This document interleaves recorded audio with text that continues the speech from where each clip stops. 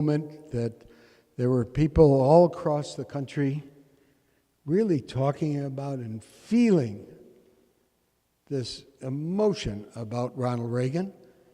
And unlike, I was so lucky, unlike, the vast majority of them, they didn't know Ronald Reagan, but somehow they felt that Ronald Reagan knew them. He knew what they wanted, they knew their sentiments, they knew their thoughts. And there was just a tremendous outpouring at that time. Carol and I were so lucky we were invited to the funeral at the National Cathedral, which was just beautiful, and we were very moved by it. But what happened those days that really moved us the most was the day before the funeral, when unannounced and unanticipated, a private jet lands at Washington National Airport, now called Ronald Reagan Washington National Airport, happily. The jet lands, and out comes Mikhail Gorbachev.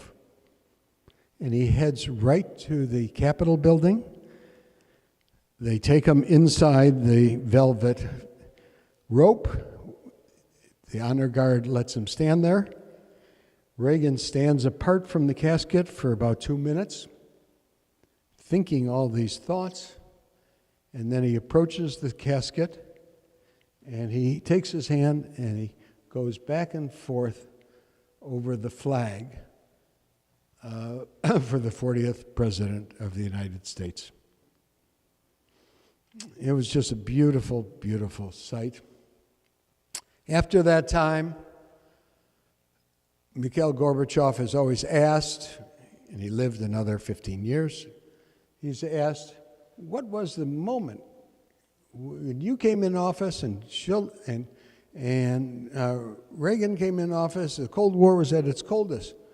When you left, it really had ended. And Gorbachev always had the same answer. He said, Reykjavik. Reykjavik was the turning point. We talked about serious issues for 10.5 hours, and we made enormous progress there.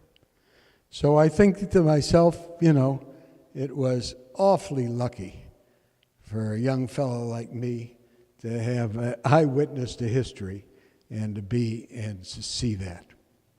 So what I would like to do now is to take 2 questions, and then I have a 2-minute treat for you after 2 questions, and leave you showing the great community.